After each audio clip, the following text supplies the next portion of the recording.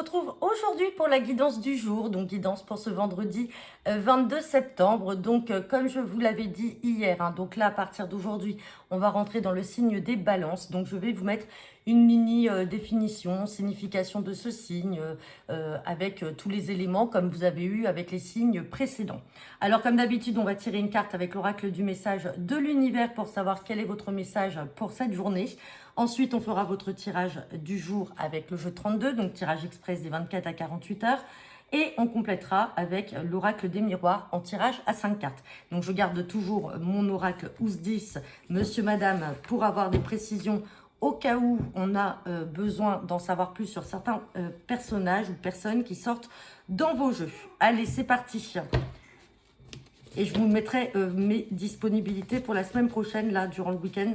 Je vais vous les mettre également en ligne pour vos guidances privées. J'aurai un petit peu plus de temps. Alors, il faudra aussi que je m'en garde un petit peu pour faire le tirage des signes, puisque oui, à partir de la semaine prochaine, dimanche 1er octobre, on sera déjà sur le mois d'octobre. Allez, c'est parti. Quel est le message pour cette journée? Et on a la carte du pardon. Donc là, tout simplement, c'est peut-être vous qui allez pardonner à une personne, ou c'est une personne qui va peut-être vous demander son pardon, ou vous accorder son pardon. En tout cas, on vous dit que cette journée, c'est le signe de la réconciliation. Donc ça peut être aussi une réconciliation avec un ex, si on est dans le domaine sentimental. Allez, c'est parti, avec le jeu de 32, donc pour ce vendredi 22 septembre. C'est parti. À la coupe, oula, j'ai déjà le valet de pique. Et j'ai la carte du face-à-face et de l'entretien. Donc là, méfiance, vous allez être amené à rencontrer pour cette journée ou dans les 24 à 48 heures une mauvaise personne qui va faire un petit déplacement. Donc c'est quelqu'un qui n'habite pas très loin de chez vous. Et cette personne-là peut être éventuellement une femme d'un certain âge, déjà passé 50 ans, ou une femme qui est seule, qui est veuve, de couleur cheveux bruns. Donc on se méfie de cette personne que vous allez être amené à rencontrer. Allez, on va regarder ce que nous dit le tirage. Et on a la carte de la dame de cœur. Donc dame de cœur, je le répète, ça peut représenter une sœur, une fille ou une amie ou une cousine. En tout cas, une personne proche de vous. Allez. Oh là, dis donc. Et il ressort.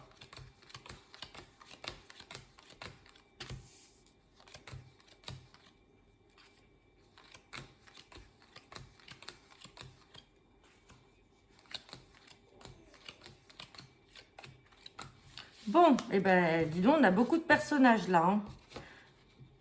Ça peut être encore une affaire familiale. Dis donc, ça ressort beaucoup la famille en ce moment. Donc là, on me parle d'une sœur, d'une fille ou d'une amie, ou d'un fils, d'un frère ou d'un ami. Donc là, comme ils sont potentiellement l'un à côté de l'autre, ça peut être une sœur et un frère. Ça peut être un fils et une fille. Avec ce roi de cœur là, on peut éventuellement penser à un papa ou peut-être à un grand-père, un homme de cœur, en tout cas dans la famille.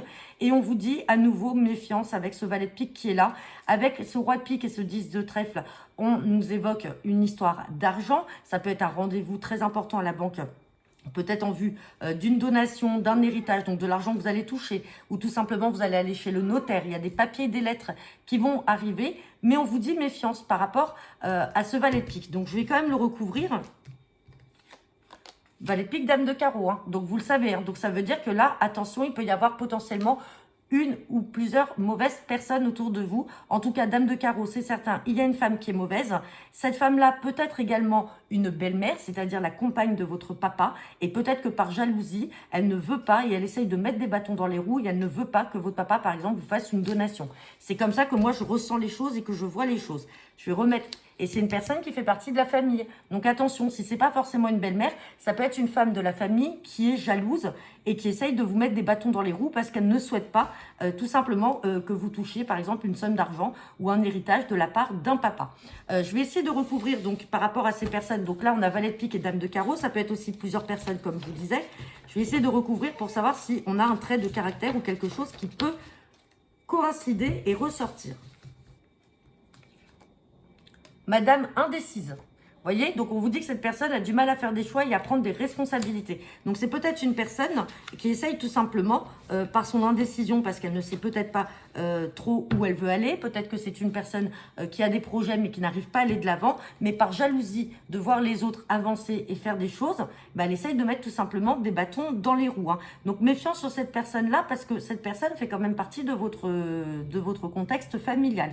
Maintenant, si on n'est pas dans le contexte familial, ça peut être en lien avec un bien immobilier, et elle est indécise. Peut-être que c'est aussi cette personne-là qui ne sait pas si elle veut vendre ou acheter, et donc du coup qui essaye tout simplement de retarder les choses, que là il y a un rendez-vous avec la banque. Il y a peut-être une somme d'argent là à débloquer, ça peut être un prêt ou tout simplement, comme je vous disais, un héritage que vous pouvez toucher suite à la vente par exemple de ce bien familial, et que votre papa par exemple ou votre grand-père peut vous donner comme argent.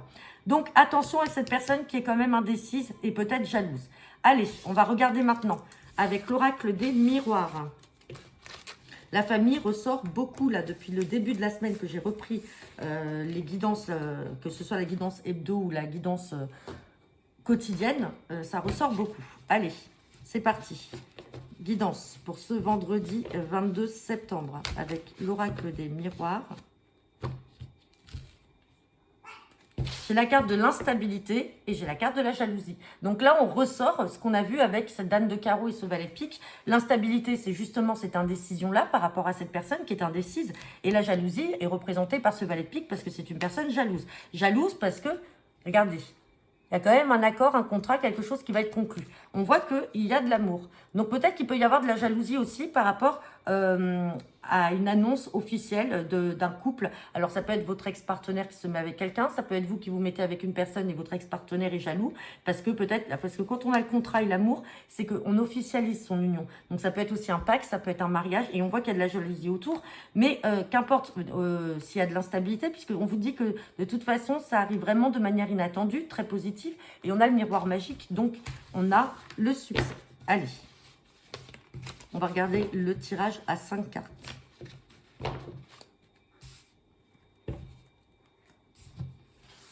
Pour l'instant, on n'a pas la carte de la réconciliation, du pardon qui ressort. Allez, c'est parti.